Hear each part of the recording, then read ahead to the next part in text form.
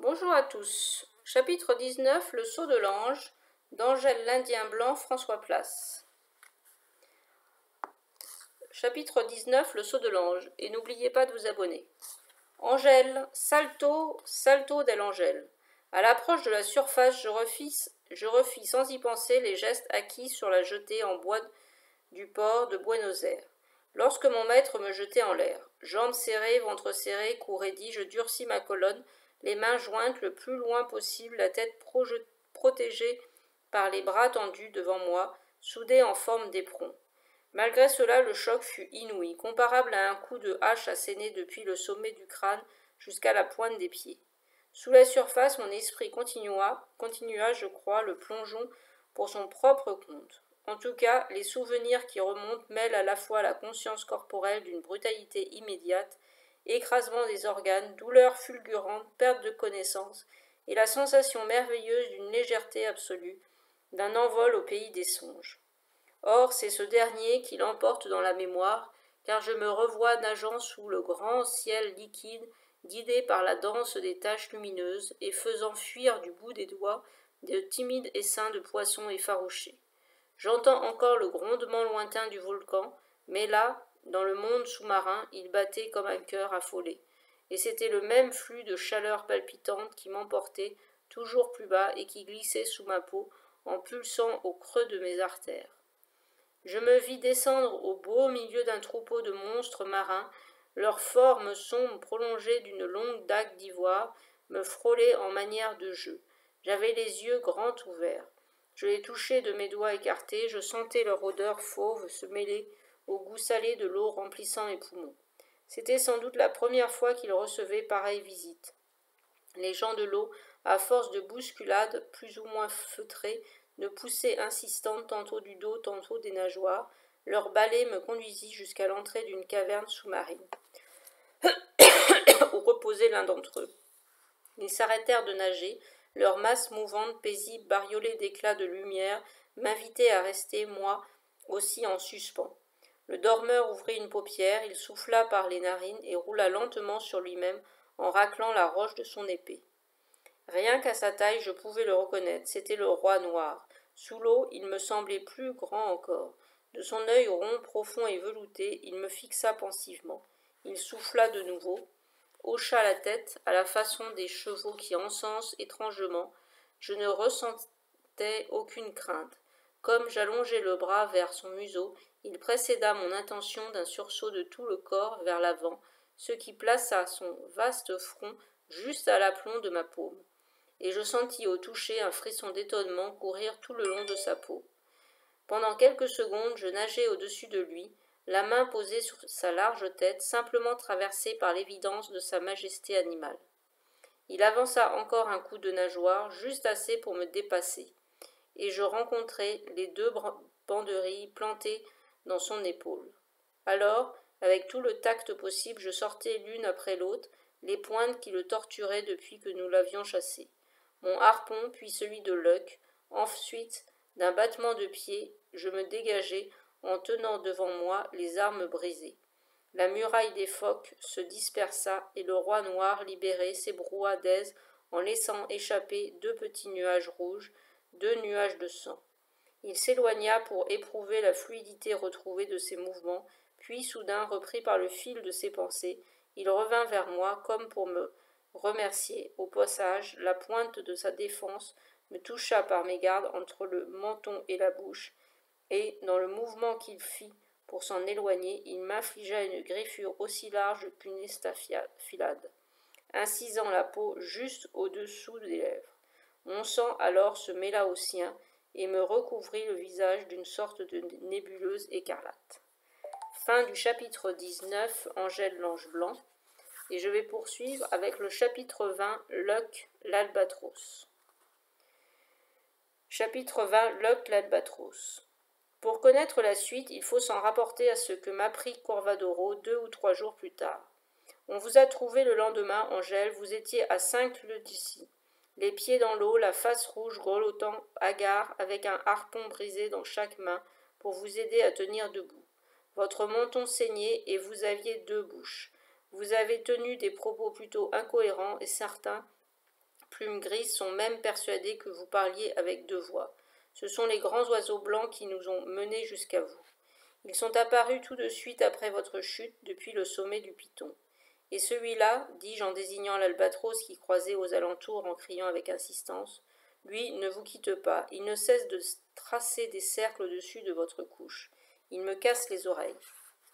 C'est peut-être lui qui vous a réveillé. Les plumes grises l'appellent Luck, comme le jeune chasseur tué par le grand phoque noir.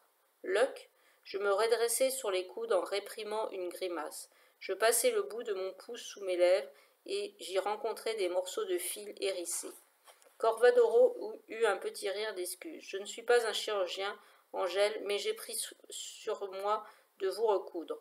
Trouver une bonne aiguille n'a pas été facile, croyez-moi. Celle qu'on me proposait était assez grossière pour réunir une paire d'éléphants par les oreilles. Il a fallu en faire retailler une exprès. Tenez, je vous la montre. Voyez la délicatesse. En revanche, le fil vient, j'en ai bien peur, d'une pauvre décousure à mon gilet.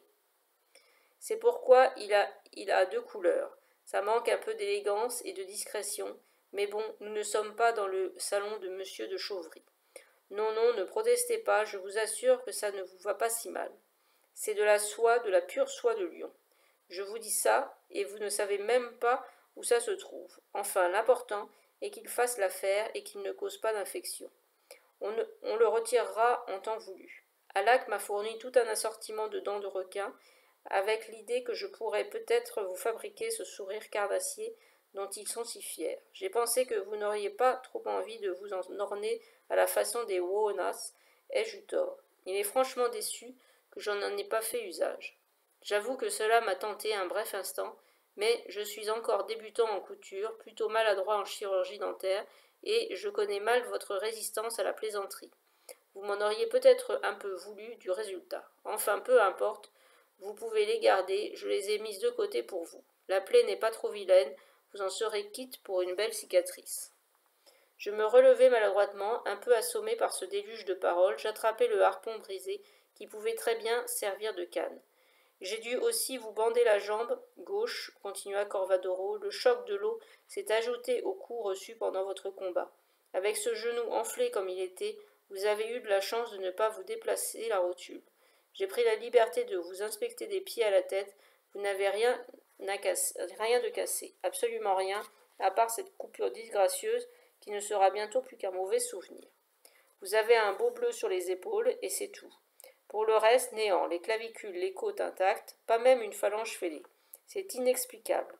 On aurait dû vous retrouver en miettes. Dans mon pays, on parlerait tout bonnement de miracle. Je vous en conjure, si par malheur vous connaissez le lieu de votre naissance, n'en donnez jamais l'adresse, vous y perdrez votre tranquillité. On verrait des cohortes de bas du front se bousculer pour venir y adorer votre statue en pèlerinage. Cela dit, vous êtes tout de même un sacré phénomène. Vous jouissez d'une constitution peu commune, mon cher Angèle, une constitution incroyablement robuste. Je sais juste plonger et nager sous l'eau. C'est un talent plutôt rare. Je dois avouer qu'avec vous, il est difficile de s'ennuyer. On va toujours d'étonnement en étonnement. Il me souleva pour m'aider à me tenir debout, la tête me tournait légèrement, je restai un moment à m'habituer, je revis la falaise, les funérailles de Tilal. « Waugat » dis-je dans un souffle. C'est le deuxième miracle, mon cher Angèle. Pour les Woanas, votre chute qui aurait dû être mortelle vous libère de tout autre châtiment. Je veux bien voir les pirogues. Je vous accompagne. Il s'effaça brusquement devant moi en plongeant le buste. Je ne l'avais jamais vu faire ce drôle de geste. Cela s'appelle une révérence, m'expliqua Corvadoro. Ne vous méprenez pas, ce n'est pas devant vous que je m'incline, c'est devant votre destin. Lorsqu'on rencontre quelqu'un dont la chance sort autant de l'ordinaire, il ne faut pas se refuser le plaisir de le saluer au passage. Vous ne croyez pas? Je trébuchai et j'évitai la chute en agrippant ma canne improvisée.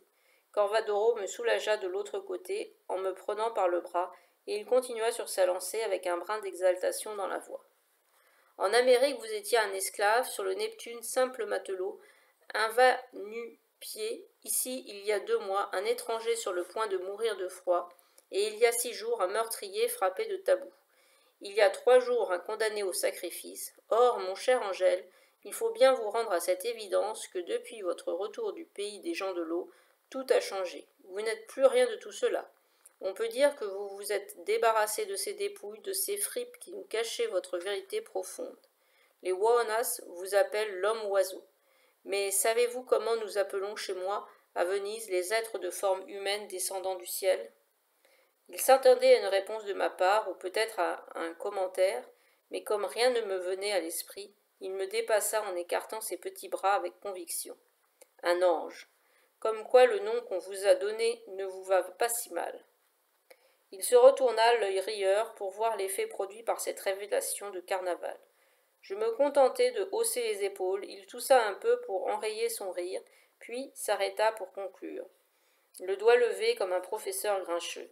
N'en profitez pas pour me prendre de haut, cependant, car pour vous le dire tout net, cette enganche a le don de prodigieusement de m'agacer. Les pirogues étaient alignées face à la baie, et il y avait tant et tant qu'elles se succédaient depuis la maison des plumes grises jusqu'au pied du piton. Les mâts étaient dressés, voiles enroulées, partout des jeunes hommes s'occupaient à tresser de nouveaux cordages, à rassembler des outres en estomac de phoque, à emballer la viande séchée dans des feuilles de fougère. Au-dessus planaient des albatros ivres de soleil. Et quand les plumes grises me virent avancer, ils quittèrent leurs préparatifs comme si de rien n'était. Je fus bientôt entouré de curieux qui faisaient mine de s'intéresser à l'horizon juste derrière mon dos.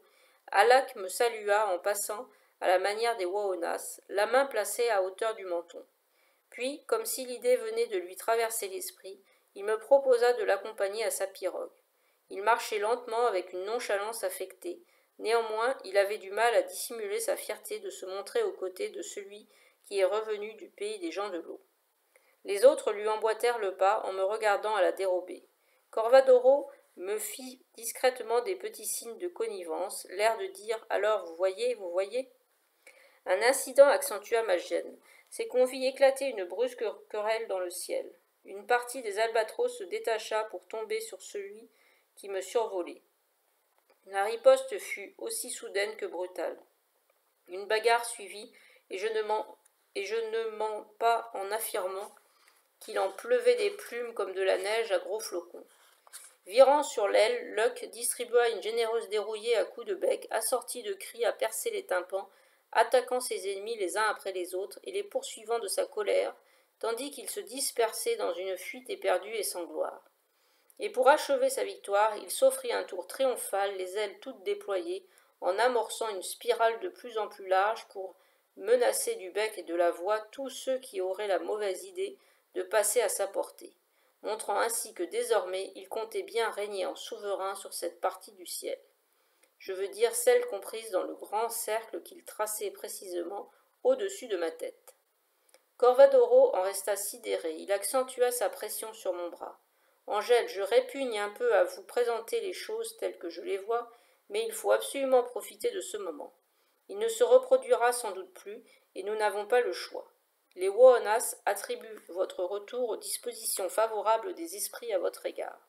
Je parle de ceux qui gouvernent le feu et le froid, je parle de ceux qui vivent sous les eaux et qui ont forme animale avec une défense, celle de merveilleux ivoires, mais que pour ma part j'appelle des phoques, et qu'ici on nomme des gens de l'eau. Et maintenant tout le monde a vu cette incroyable riposte de Luck contre les autres albatros. Ce grand oiseau blanc agit comme si vous l'aviez choisi pour vous représenter dans les rues, dans les nues, avouez que cela sort du commun. Je ne sais pas si on vous prendra longtemps pour un ange ou un esprit, mais il y a un fait incontestable jusqu'à nouvel ordre, vous restez et resterez à leurs yeux frappés du sceau du sacré. On n'imaginerait même pas un Waoga oser lever la main sur vous. Le jeune étranger, le meurtrier de son fils, est mort en se jetant du haut de la falaise, vous n'avez plus rien à voir avec lui. Aux yeux de tous, vous êtes ce jeune chasseur revenu du pays des gens de l'eau, et il est évident que le départ des pirogues ne se fera pas sans vous. Disant cela, il m'entraînait au village en prenant le chemin de la maison des anciens. Il avait sans doute une idée en tête, à tout le moins une requête à faire, car il marchait d'un pas vif et fort déterminé. Théiac, le vieux borgne, nous accueillit sur le seuil. J'en profitai pour jeter un œil curieux sur l'endroit où résidait Corvadoro, une simple pièce sans fenêtre, guère plus grande qu'une cellule, avec un matelas de fougères, une lampe à huile et le petit matériel à écrire et dessiner, dont il ne se séparait jamais. J'en conçus pour lui une forme de reconnaissance, car il ne se plaignait pas de sa condition plutôt misérable, alors qu'il était de toute évidence plus habitué au confort des palais. Mais il fallait lui reconnaître cette qualité,